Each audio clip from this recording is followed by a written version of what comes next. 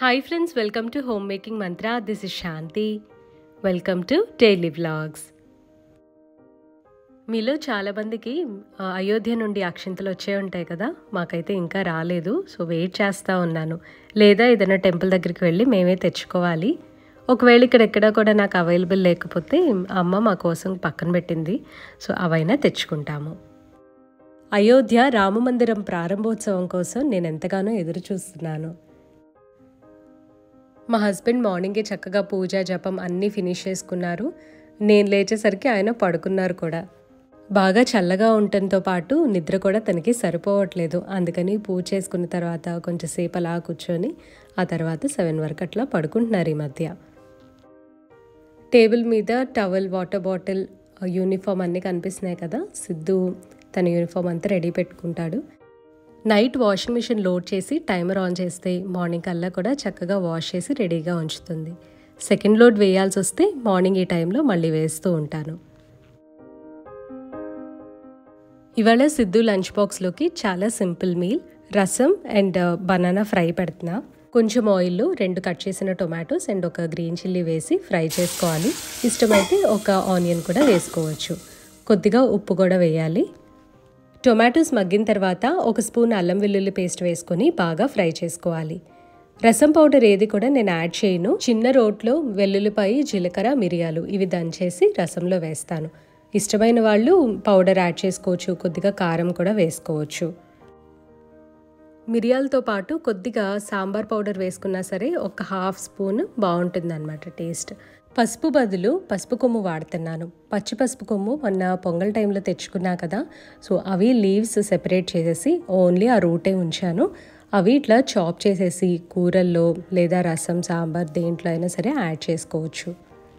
Crush చేసి add చేసుకోవచ్చు లేదా గ్రేట్ చేయొచ్చు. పచ్చి పసుపు కొమ్ములేమో కానీ నా తెల్ల రోల్ అంతా కూడా చక్కగా ఎల్లోగా స్టెయిన్ అయిందనమాట. దంచిపెట్టుకున్న వెల్లుల్లిపాయలు, జీలకర్ర అవన్నీ కూడా ఇప్పుడు మగ్గిన టొమాటోస్కి యాడ్ చేసుకోవాలి. ఒకసారి తిప్పేసి చింతపండు పులుసు యాడ్ చేస్తున్నాను. చింతపండు ముందుగానే నేను ఉడకపెట్టేసి ఫ్రిడ్జ్లో పెట్టి ఉంచుకుంటా కదా, సో ఇట్లా అయితే నాకు ఈజీగా ఉంటుంది.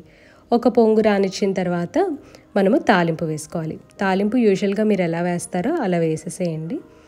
కొత్తిమీర చల్లుకుంటే మంచి టేస్టీ రసం రెడీ అవుతుంది. సిద్ధుకి పొటాటో ఫ్రై చేస్తాను అంటే, లేదు నాకు బనానా ఫ్రై చెయ్యి, మొన్న చేసావు కదా చాలా బాగుంది అని అన్నాడు. ఇది చేసుకోవడం చాలా సింపుల్. ఆల్రెడీ నేను రెసిపీ షేర్ చేశాను. లింక్ని డిస్క్రిప్షన్లో ప్రొవైడ్ చేస్తాను, తప్పకుండా చెక్ చేయండి. మన వ్యూవర్స్ కొంతమంది నా అవెన్ కూడా అడిగారనమాట. సో ఆ లింక్ కూడా నేను డిస్క్రిప్షన్లో ప్రొవైడ్ చేస్తాను. అది వచ్చేసరికి మార్ఫీ రీఛార్జ్. దాంట్లో 2 సైజెస్ అవైలబుల్ ఉన్నాయి. నేనేమో చిన్న సైజ్ కొనుక్కున్నాను. అంటే నాది చిన్న కిచెన్ కదా. రా బనానా స్లైసెస్కి ఉప్పు, కారం, పసుపు, ధనియా పౌడర్, జీరా పౌడర్ ఇవన్నీ కలిపేసి కొంచెం ఆయిల్ అప్లై చేసి బాగా మిక్స్ చేసేసాను. ఇవి ఇప్పుడు ఒక బేకింగ్ ట్రేలో పెడుతున్నా. ఈ బేకింగ్ ట్రే కూడా అవెన్తో పాటే ఇచ్చారు. దాని మీద ఒక పార్చ్మెంట్ పేపర్ పెట్టేసి లైన్గా అరటికాయ ముక్కలు పెట్టేస్తున్నాను. ఇవి మనం బేక్ చేసుకోవాలి కదా. సో ఫస్ట్ అయితే నేను ప్రీహీట్ చేసేసి ఉంచా. తర్వాత 20 మినిట్స్ పాటు 180 డిగ్రీ సెంటిగ్రేడ్లో బేక్ చేసుకోవాలి. ఇవి బేక్ అవుతూ ఉంటే నేను మిగతా వంటంతా చేసుకొని ఆ తర్వాత క్యారెట్ జ్యూస్ అది ప్రిపేర్ చేస్తున్నాను. డైలీ ఏదో ఒక వెజిటబుల్ జ్యూస్ అట్లా తాగాలి అని పెట్టుకున్నాను. మధ్యలో హాలిడేస్ వచ్చే బ్రేక్ పడింది కదా, సో మళ్ళీ ఇప్పుడు స్టార్ట్ చేశా. క్యారెట్ జ్యూస్ తాగుతున్నాం ఇవాళ బ్రేక్ఫాస్ట్ కోసమని దోశలు ప్రిపేర్ చేస్తున్నాను. దోశలో కానీ చట్నీ చేస్తున్నాను. కొబ్బరి, పుట్నాలు వేసి చట్నీ. నా దోశ పాన్ డీటెయిల్స్ కూడా చాలామంది అడుగుతూ ఉన్నారు. ఇది వచ్చేసరికి ప్రెస్టీజ్ బ్రాండ్. ప్రతిరోజు కొంచెం 6 కన్నా ముందు అట్లా పని స్టార్ట్ చేస్తూ ఉంటాను. ఇవాళ 6:10 దాటింది. కొద్దిగా అయితే స్లో అయింది. 7:15, 7:20 ఆ టైం కల్లా నేను బాక్స్ ఇచ్చేయగలిగాను. ఇవాళ Siddhu breakfast dosa, chutney and carrot juice. సిద్ధుకి లంచ్ ప్యాక్ చేయటం అయిపోయింది. సిద్ధు స్కూల్కి వెళ్ళిన తర్వాత మా హస్బెండ్కి టిఫిన్ పెట్టేసి నేనేమో క్యారెట్ జ్యూస్ తాగుతున్నాను. మార్నింగ్ కాఫీ బదులు ఇట్లా జ్యూస్ ఉన్నప్పుడు జ్యూసే తాగుతున్నాను. కాఫీ ఏమో ఒక 1/2 అవర్ అట్లా గ్యాప్ ఇచ్చిన తర్వాత తాగుతా. ఇవాళ రసం, బనానా ఫ్రై అండ్ దాంతోపాటు పొటాటో ఫ్రై కూడా చేస్తున్నా. పొటాటో ఫ్రై మా హస్బెండ్కి బాగా ఇష్టం అనమాట. సో అండ్ ఈవినింగ్కి కూడా వేరే కర్రీ ఉంటుంది కదా అని చెప్పి ఇది ప్రిపేర్ చేస్తున్నాను. పొటాటోస్ పీల్ చేసి వాష్ చేసి చిన్న పీసెస్ కట్ చేసుకోవాలి. కొలాండర్లో వేసిన తర్వాత ఒకసారి బాగా రిన్స్ చేసుకోవాలి. అంటే జల్లెడ గిన్నెలో వేసుకొని బాగా రిన్స్ చేస్తే ముక్క స్టిక్ అవ్వకుండా పొడి పొడిగా మనకి ఫ్రై అవుతుంది. కొద్దిగా ఆయిల్ పోసుకొని నాన్ స్టిక్లో చేసుకుంటే బెటర్. ఇది పొటాటో పీసెస్ వేసి కొద్దిగా ఉప్పు కూడా వేసి బాగా ఫ్రై చేసుకోవాలి. ఫస్ట్ ఏంటంటే మనము మూత పెట్టేసి స్టీమ్ చేస్తాము. ముక్కలు కొద్దిగా సాఫ్ట్ అవుతాయి కదా, అప్పుడు లిడ్ తీసేసి ఆ తర్వాత బాగా బ్రౌన్గా వచ్చే వరకు ఫ్రై చేసుకోవాలి. అంటే మన డిజైర్డ్ కలర్ అనమాట, గోల్డెన్ బ్రౌన్ లేదా కొంచెం డీప్ బ్రౌన్ అట్లా వచ్చినా పర్వాలేదు. ఉప్పు, కారం, పసుపు, వెల్లుల్లిపాయి ఇవన్నీ వేసిన తర్వాత స్టవ్ స్విచ్ ఆఫ్ చేసుకుంటే ప్యాన్ వేడికి చక్కగా ఆ ఫ్లేవర్స్ అన్నీ బాగా పడతాయి. ఇంక ఈ పాయింట్లో అసలు మూత పెట్టద్దు, పెట్టామంటే ముక్కలు మెత్తబడిపోతాయి. పొటాటో ఫ్రై రెడీ అయింది.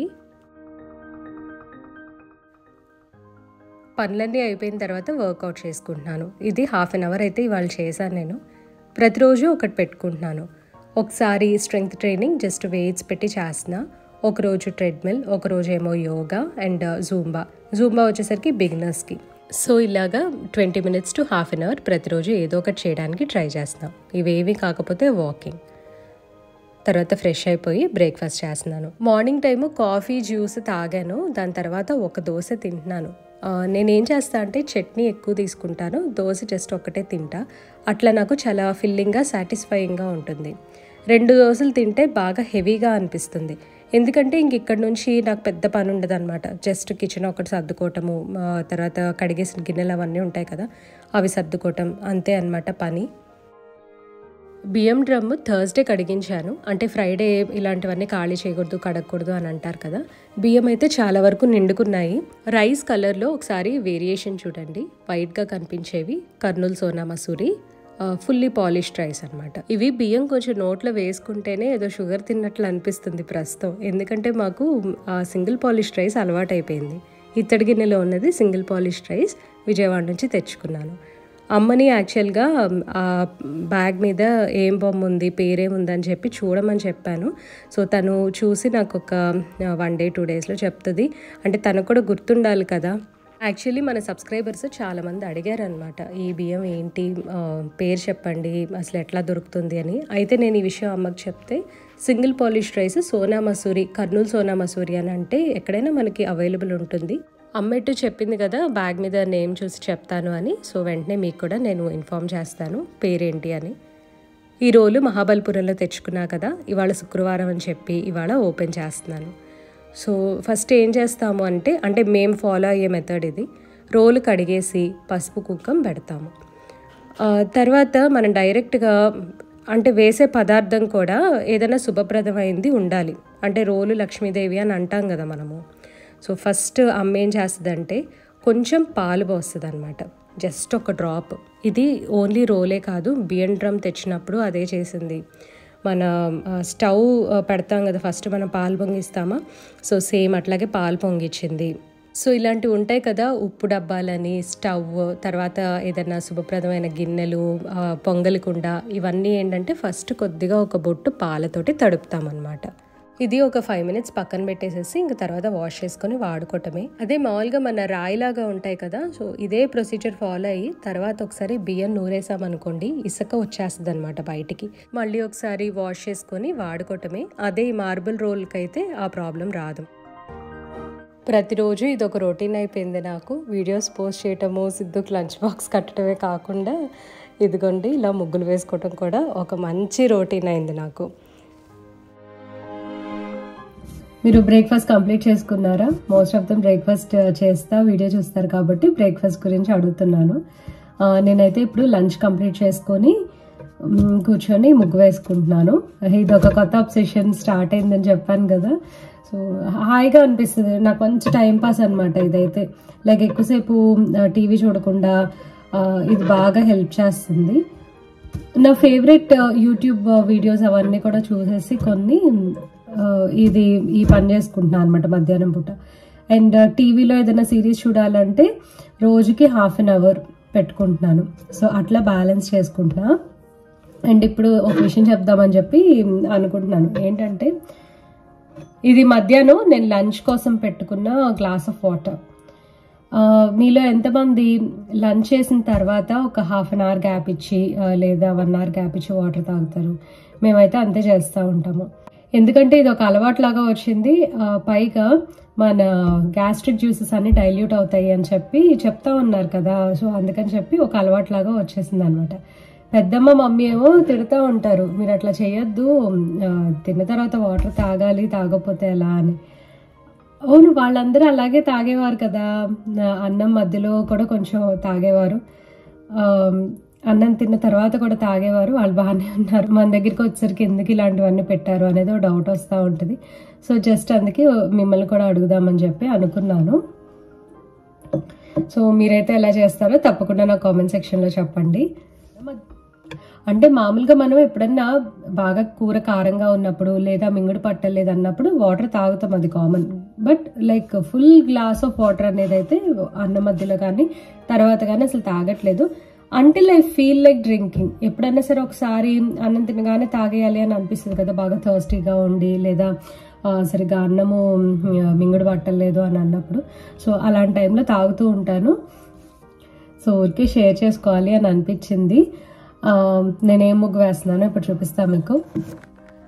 కోలమ్స్ బై ఉషా అని చెప్పి ఇన్స్టాగ్రామ్లో ఒక పేజ్ అనమాట. సో తన దగ్గర అయితే చాలా కాంప్లికేటెడ్ ముగ్గులు కనిపిస్తున్నాయి. నాకు కాంప్లికేటెడ్ ముగ్గులు డ్రా చేయడం అనేది నాకు ఒక ఛాలెంజ్ లాగా అనిపిస్తుంది. అంటే ముగ్గు కంప్లీట్ చేస్తే ఒక టాస్క్ ఫినిష్ చేసినట్లు చాలా సాటిస్ఫైయింగ్గా ఉంటుందన్నమాట. సో చూసారు కదా, ఇది నిన్న వేసాను, నిన్న కంప్లీట్ చేశాను, నిన్న ఈవినింగ్. నాకైతే ఇది టైం పట్టింది, కానీ చాలా ఈజీ వేసుకోవటం.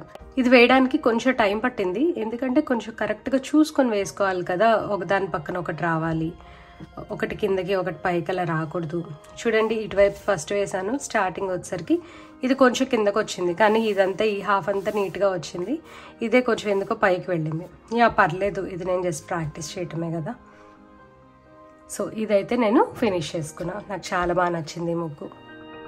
మన వ్యూవర్ ఒకరు అడిగారు, మీరు వేసిన ముగ్గులు అన్నీ పిక్చర్స్ పెట్టండి అని. తప్పకుండా కమ్యూనిటీ ట్యాబ్లో నేను మొత్తం పిక్చర్స్ అన్నీ పోస్ట్ చేస్తాను. అండ్ ఇంకొక విషయం కూడా చెప్తా అండి, చాలామంది వీడియోని స్కిప్ చేసి చూస్తారు. యూట్యూబ్లో అది కామనే. ఎవరన్నా అలా స్కిప్ చేసి చూసే వాళ్ళే మెయిన్గా ప్రోడక్ట్ లింక్స్ అడుగుతూ ఉంటారు. మామూలుగా స్కిప్ చేసి చూడని వాళ్ళైతే నేను లింక్ ప్రొవైడ్ చేశానా లేదా దాని గురించి ఏదైనా చెప్పానా అని చెప్పి వాళ్ళు అసలు ఇంకా క్వశ్చన్ అయితే అడగట్లేనండి.